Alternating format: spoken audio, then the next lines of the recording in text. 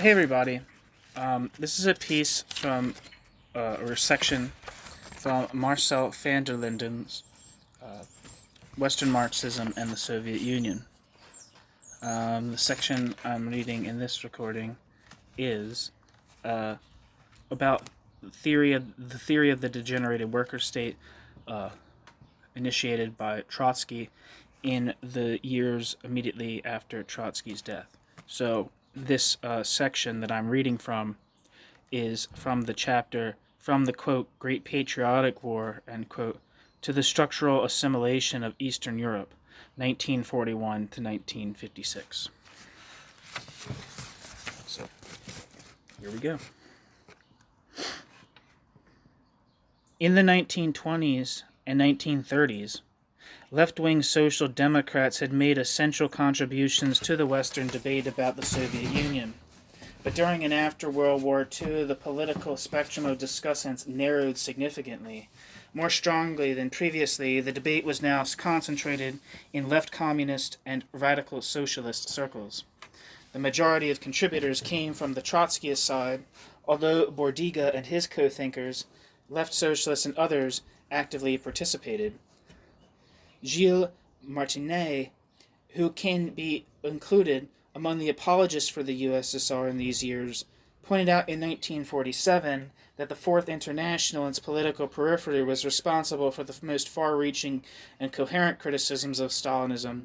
By contrast, he called social democratic thinking on this topic, quote, dead, end quote.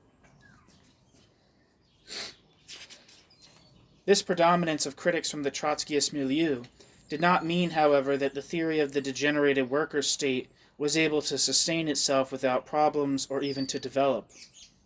To the contrary, the Fourth International found itself confronted with major conceptual problems, which occasioned fiery controversies in its ranks. Trotsky, as noted previously, had assumed that the Soviet bureaucracy would either be overthrown by a proletarian revolution, or else that its unstable grip on power would stabilize itself through a counter-revolution explicitly aimed at capitalist restoration.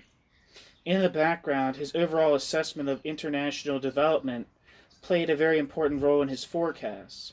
He had, after all, assumed, fully in the tradition of the Communist International, that capitalism had reached its final phase.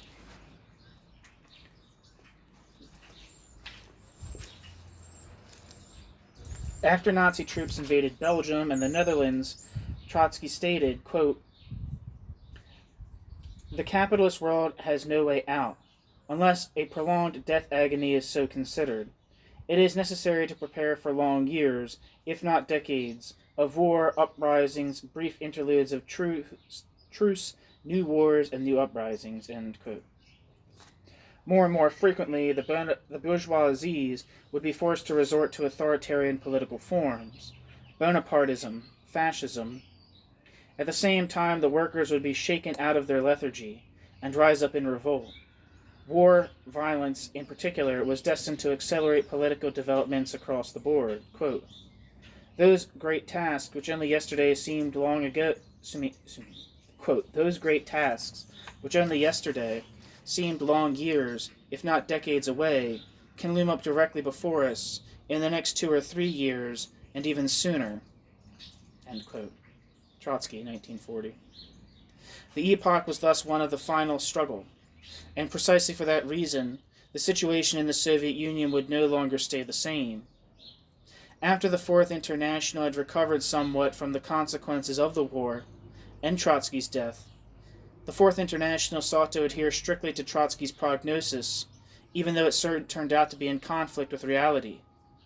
In 1946, the organization declared that the failure of the predicted events to occur should be explained in the following way.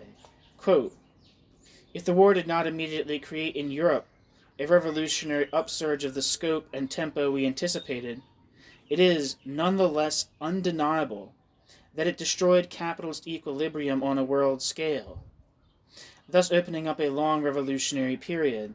All self-criticism, limits itself essentially to the tempo and not to the fundamental character of the period which follows the imperialist war," end quote. Footnote. the 1946 resolution, the new imperialist peace, and the building of the parties of the Fourth International was drafted by Ernest Mandel. And footnote. Completely consistent with this perspective, the possibility of capitalist restoration in the Soviet Union was denied, and an imminent political overturn was predicted. Here and there, empirical arguments were mounted against this, quote, catastrophism, end quote, but without success. When after a few years international capitalism did definitely show renewed dynamism, and Stalinism proved to be more stable than ever, the mood among Trotskyists changed to one of acceptance. But Michel Baptiste, the most important leader of the movement, subsequently went further in revising world perspectives. Baptiste, who's, if you don't know who Michel Baptiste is, he was like the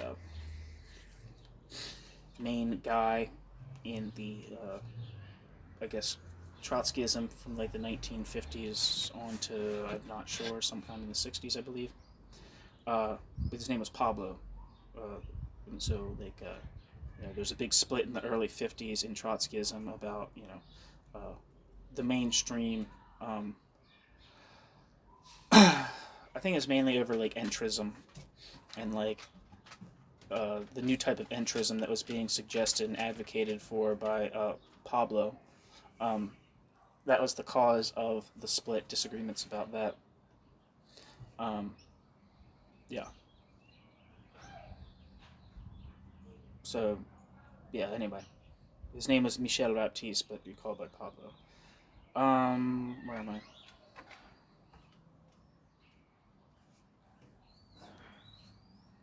Anyway, but Michel Baptiste, the most important leader of the movement, subsequently went further in revising world perspectives.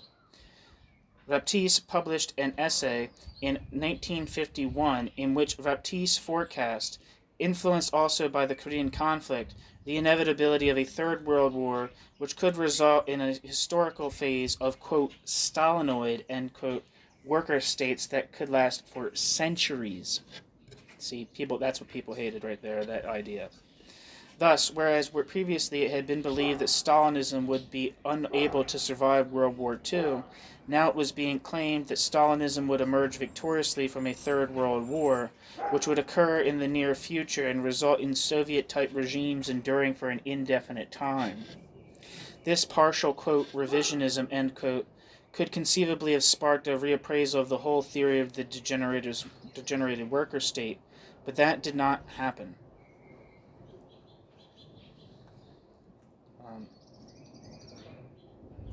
I missed a footnote here. See especially Cliff 1947. Cliff's contribution was a response to Germain, which is Ernest Mandel's name.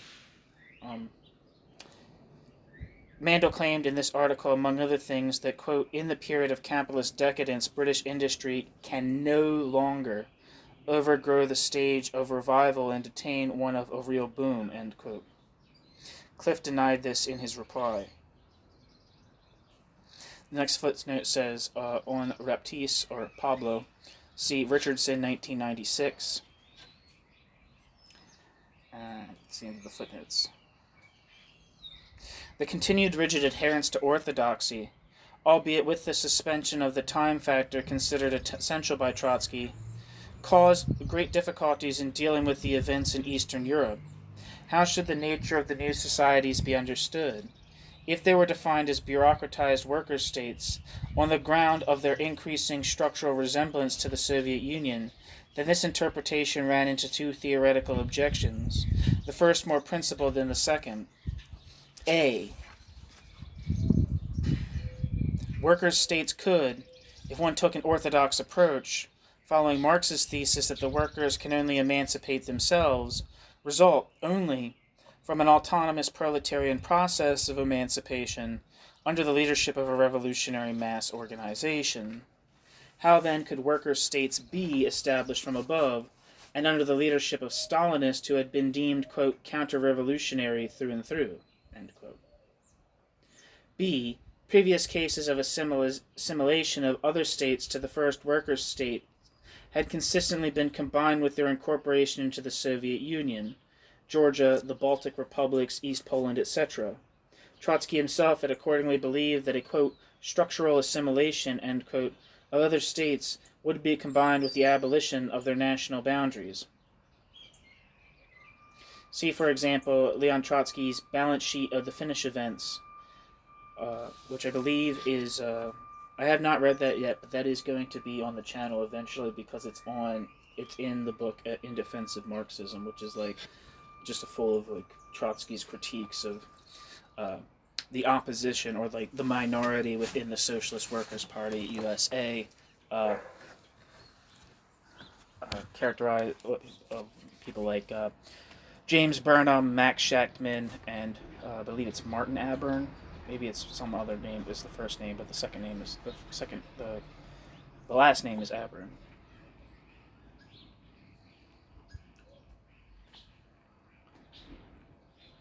In the years 1947 to 51, 3 positions were articulated in this question.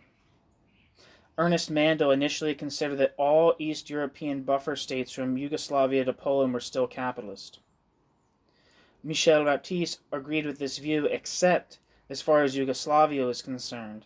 That country was, in his opinion, a worker state because of the civil war it had experienced. Lastly, Joseph Hansen and Bert Cochran defined all the occupied East European countries as worker states, but bureaucratically deformed from their foundation. In 1951, the debate ended with the victory of the last mentioned position. Yeah, I was thinking that becomes what's the word? Yeah, the notion that the eastern states are deformed worker states. It became the mainstream position, or the official position of the Fourth International in the 1950s. Here it says 1951. If we survey the successive official texts of the Fourth International, we can see how difficult and protracted the process of forming a definite opinion must have been. In 1947, the buffer states were described as capitalist countries in a transitional situation. Quote, the bureaucracy, bracket, of the USSR, end bracket, will, in the long run, prove incapable of successfully carrying out the veritable structural assimilation which demands the destruction of capitalism. This can be achieved on so large a scale only by the proletarian revolution, end quote. Fourth International, 1947. What do you see, Eddie? In 1949, this interpretation was revised. Quote, the social differences between the USSR and the buffer zone, or of a qualitative nature, even though the quantitative point of view of society in the buffer zone approaches more closely Soviet society rather than that of the, quote, normal, end quote, capitalist countries, in the same sense in which the USSR itself, is quantitatively closer to capitalism than to socialism. Eddie, it's okay, buddy, end quote. Fourth International, 1949. And finally, in 1951, the conclusion was reached that, quote, the structural assimilation of these countries to the USSR must be considered as having been essentially accomplished, and these countries as having ceased to be basically capitalist countries, end quote. Fourth International, 1951. To distinguish them from the USSR, the Glacis, which is like what people termed like the Eastern countries, the Glacis countries were not called, quote, degenerated worker states, but worker states, quote, deformed, end quote, from the beginning.